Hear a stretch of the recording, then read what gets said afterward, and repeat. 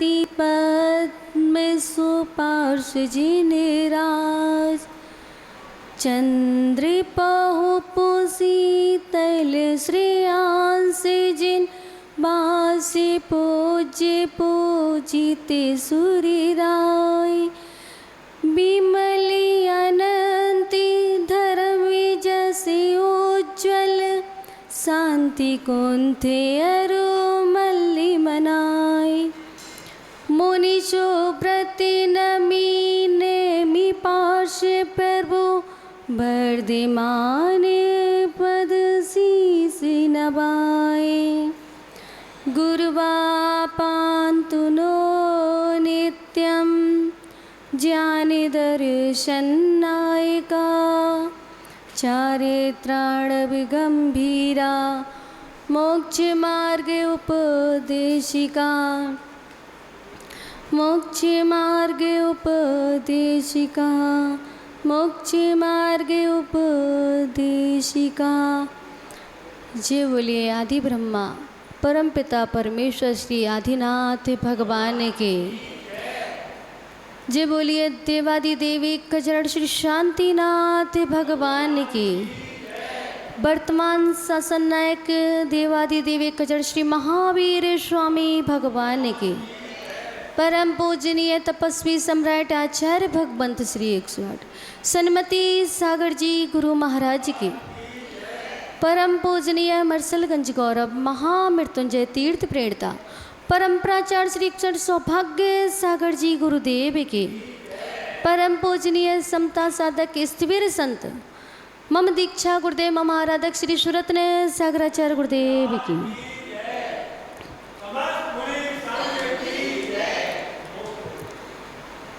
पूर्व में हम सभी लोग श्रावक के 7 आवश्यकों के बारे में चर्चा कर रहे थे।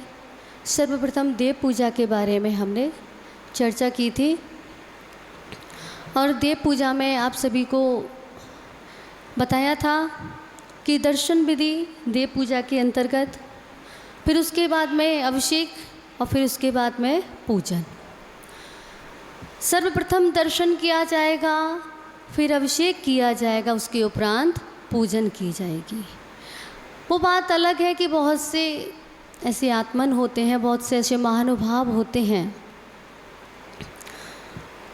जो हमारे बंधुजन हैं, भाई जन हैं, वो लोग उनको समय नहीं होता तो कोई तो अर्घ समर्पित करके चले जाते हैं दर्शन करने के बाद। परंतु क्रम आचार्यों ने यही बताया है पुरुषों के लिए कि सर्वप्रथम देवी दर्शन, फिर श्री जिनेंद्र भगवान का जिनाभिषेक करें, उसके बाद में देव शास्त्र गुरु की पूजन आदि करें। अब अभिषेक कैसे? अभिषेक के लिए इस तन पर शुद्ध वस्त्र होने चाहिए। गीली द्रव्य सामग्री से आप लोग पूजन करते हैं तो महिलाएं भी घर से शुद्र वस्त्रों को पहन करके आएं और शुद्र वस्त्र पहन करके आएं और अपनी सामग्री वैसे तो घर से ही प्राशुक करके लेकर के आपको आनी चाहिए, परंतु आजकल सुविधाएं बहुत हो गई हैं।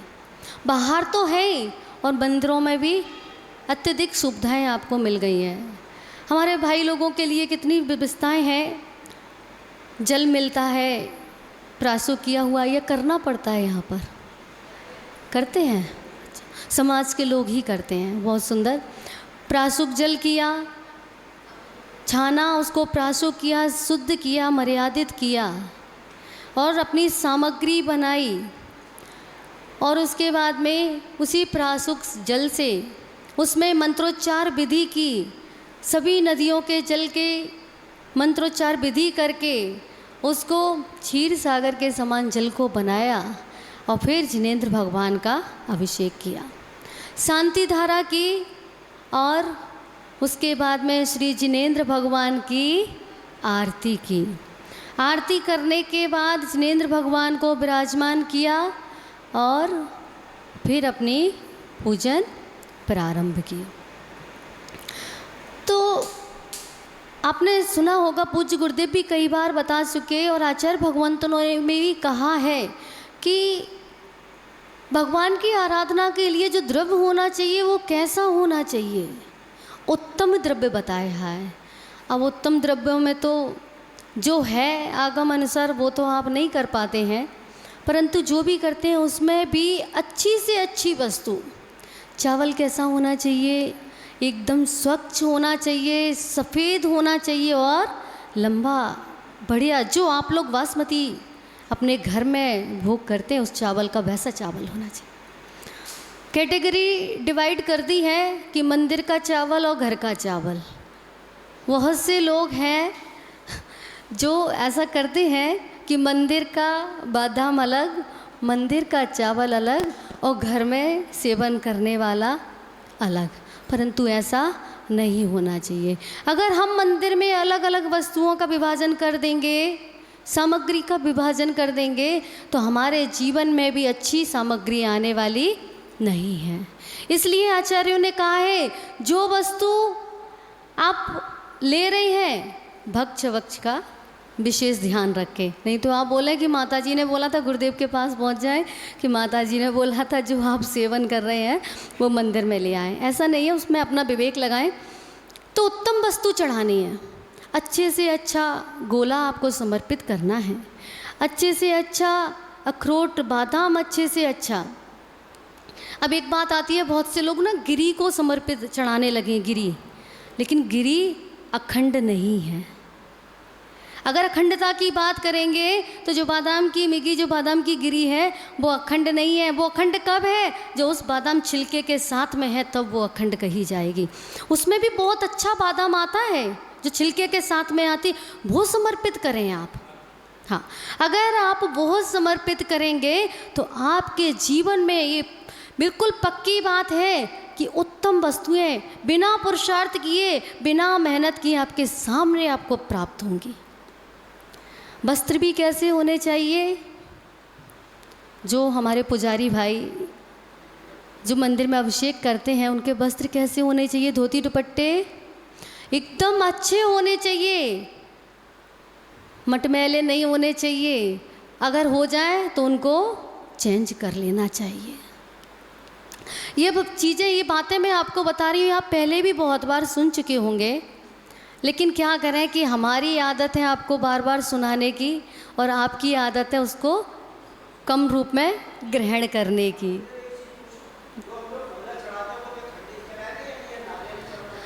नहीं, देखिए ऐसा है कि गोले की एक अपनी अलग मर्यादा हो गई। जो श्रीफल है वो श्रीफल के रूप में है। अब आप लोगों ने उसमें कर लिया, वैसे चढ़ाना तो श्रीफल ही चाहिए आपको, ठीक है ना। अब इसमें आपने भेद कर लिया ना, बात वही आ गई। अब आप कहेंगे कि वो परंपरा और ये परंपरा, नहीं नहीं, वैसे श्रीफल का ही विधान आता है। अब चढ़ाइए तो नैवेद्य में आप लड्डू आदि समर्पित कीजिए, लेकिन अब आपने जो अपनी व्यवस्था बना ली है तो उसमें बहुत सारी चीज़ें आती हैं। तो भगवान के सामने बादाम छिलके वाला ही अच्छा चढ़ाना चाहिए और चरणों में श्रीफल ही समर्पित करना चाहिए। परंतु अब सूखा चढ़ाना है आपको तो गोला चढ़ाने लगे, वो भी अखंड नहीं, अखंड तो श्रीफल ही है। अपने सेवन करने योग्य जो बात है वो विषय अलग है, लेकिन जो श्रीफल भगवान के चरणों में चढ़ेगा वो श्रीफल ही चढ़ाना चाहिए। अब अपनी अपनी मंदिरों की परंपरा जो है उसमें तो कोई अपन उसको वो नहीं कर सकते हैं, लेकिन जो विषय है वो विषय है। तो उत्तम वस्तुएं चढ़ानी चाहिए। और आप याद रखना, जब आप घर से आते हैं, अब तो पहले तो धोती दुपट्टे अपने घर से पहन के आते थे, अभी भी आते हैं क्या? हाँ, कुछ ही लोग होंगे जो अपने घर से ही धोती दुपट्टे पहन करके आते हैं, लेकिन अभी भी बहुत सी जगह ऐसी परंपरा है, पुजारी जो अभिषेक करने के लिए आते अपने घर से ही पहन करके आते हैं, और नहीं पहन करके आते हैं तो अपने वस्त्रों को मंदिर में ला करके रखते हैं और स्वयं अभिषेक पूजन आदि के बाद में उसको धोते हैं, सुखा कर जाते हैं और अगले दिन पुनः उसको फिर पहनते हैं। ऐसा है। अगर आप पूरी क्रिया अपने स्वयं के हाथ से करेंगे तो आपको पूरा पुण्य मिलेगा, और नहीं करेंगे तो आपका डिवाइड हो जाएगा। जो आप जैसे कर रहे हैं उतना ही पुण्य मिलेगा। आज कहते हैं ना कि हम इतना कुछ करते हैं, हम इतना कुछ करते हैं, पर फल की प्राप्ति होती नहीं है। तो फल की प्राप्ति भी आपको उसी हिसाब से हो रही है जैसी आपकी क्रिया है। क्रिया भी पूरे विवेक के साथ में सही करनी चाहिए। अब क्या करें, इतने सारे संशोधन निकाल लिए हैं, इतने सारे शॉर्ट रास्ते निकाल लिए हैं कि जो हमें सही लगे, हमारे लिए जो आरामदायक हो जाए वो ही सही है। परंतु नहीं बंधुओं, जो आचार्यों ने कहा है, जो आपको दिया है, आपको उसी अनुसार करना चाहिए। परंतु बात वही आ जाती है कि अब शुद्ध जब खुद खा नहीं रहे शुद्ध, तो प्रभु के चरणों में कैसे समर्पित करेंगे।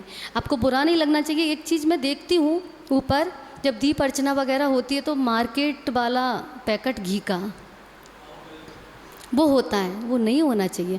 आप जिस दिन आराधना कर रहे हैं, वैसे तो सभी को पता है कि किस दिन किसका नाम है, किसके परिवार के द्वारा आराधना होगी, तो आप अपने घर से खुद निकाला हुआ घी, कितना सा घी लगेगा, उस घी को लेकर के आप प्रभु की आराधना नहीं कर सकते। खाने में तो आपने बाजार का हर तरह का घी इस्तेमाल करना शुरू कर दिया है, कम से कम परमात्मा के चरणों में तो आप शुद्ध समर्पित कर सकते हैं।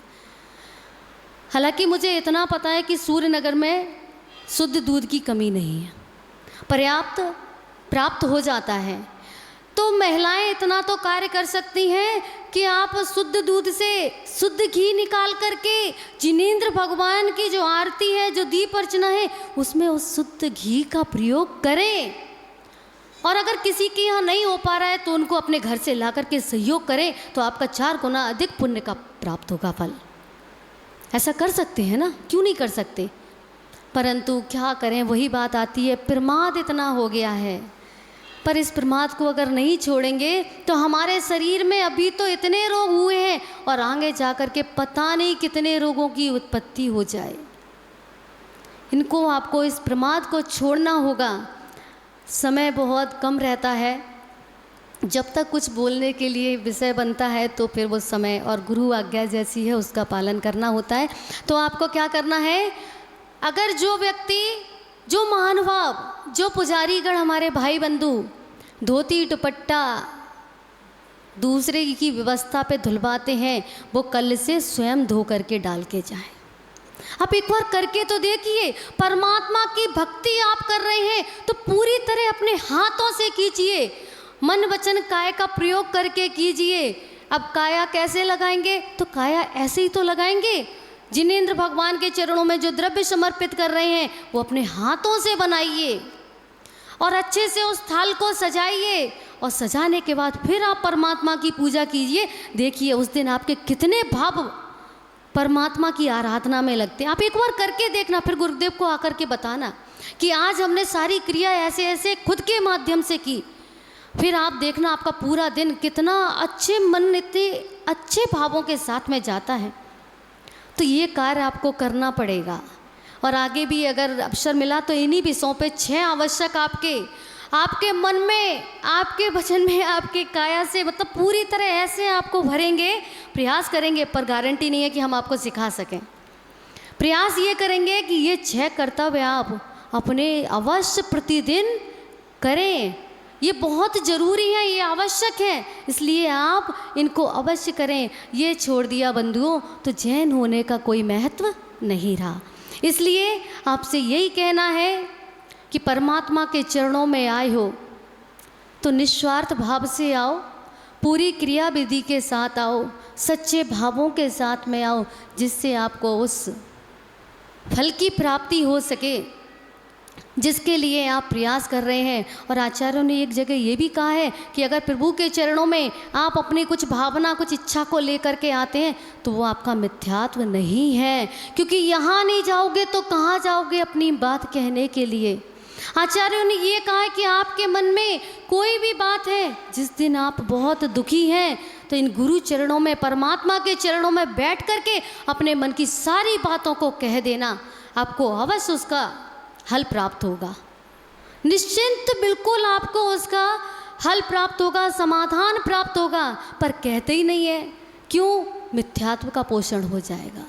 नहीं बंधु, अपने मन की बात कहने से कहीं भी मिथ्यात्व का पोषण नहीं होता है। आप निश्चिंत रहिए, आप परमात्मा के चरणों में अपनी सारी भावनाओं को रख सकते हैं, गुरुओं के चरणों में अपनी सारी भावनाओं को रख सकते हैं, क्योंकि यही निर्गंत गुरु जिनेंद्र की वाणी का जो रस स्वादन करा रहे हैं, वो आपको वो मार्ग, सुलभ मार्ग आपको यही बता सकते हैं कि ऐसा नहीं, ऐसा कर लीजिए तो आपके जीवन में शांति अवश्य प्राप्त होगी। इन्हीं शब्दों के साथ में पूज्य द्वयाचार्य भगवंतों के चरणों में नमोस्तु करते हुए अपनी वाणी को विराम देती हूँ। जय बोलिए परम पूजनीय परम्पराचार्य श्री सौभाग्य सागर जी गुरुदेव की। नमोस्तु आचार्य, नमोस्तु।